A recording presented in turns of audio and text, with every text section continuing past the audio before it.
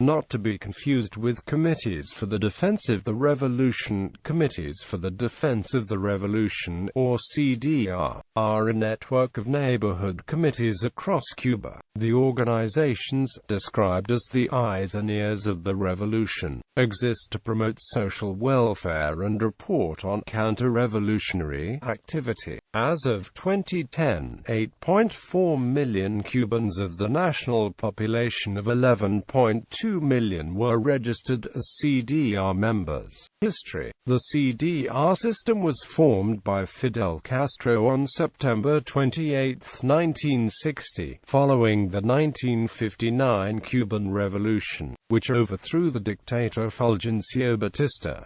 The slogan of the CDR is En cada barrio revolución.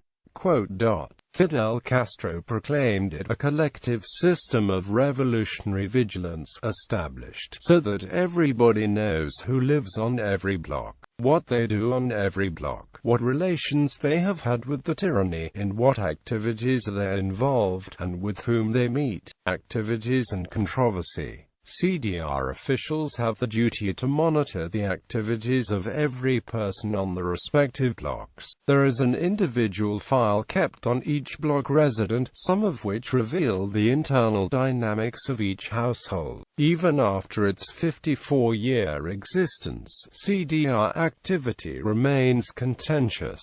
Strong critics such as A. Rivera Caro, a journalist for El Nuevo Herald, trace Fidel Castro's CDR system's origin to the similarly named and directed Committees of Territorial Vigilance established by Adolf Hitler in 1935. Other CDR opponents further indict Cuba's CDR system of informants with an accompanying control of individual freedom, a breakdown of the Cuban family unit, widespread human alienation, and a pervasive interpersonal mistrust at all levels of Cuban society. CDR defenders counter that it has important additional responsibilities beyond monitoring individuals' political and moral background. These include arranging community festivals, administrating voluntary community projects, and organizing community attendance to mass rallies.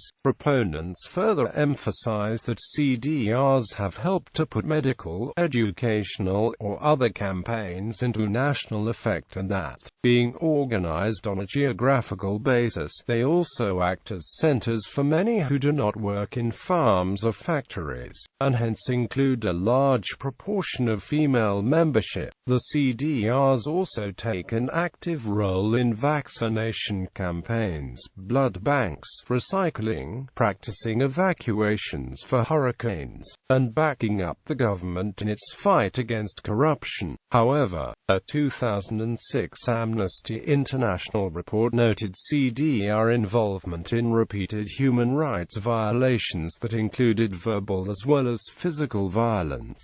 Critics also contend that the CDRs are a repressive tool, giving the government a heads-up about dissident activities on the micro-local level. By tattling on the non-compliant, they further identify CDRs as one of the lead entities responsible for the wave of repression sweeping through Cuba. Most recently, the brutal beatings and detention of 75 members of the Ladies in White in Havana in 2011 and 2012. Elizardo Sanchez, a Cuban dissident, described the CDR as a tool for the systematic and mass violation of human rights. For ideological and repressive discrimination, they assist the police and the Secret Service, whereas Lázaro Sanchez, a CDR supporter, says of the CDR that the enemy as well as Cuban sellouts take advantage of confusion to sow doubts.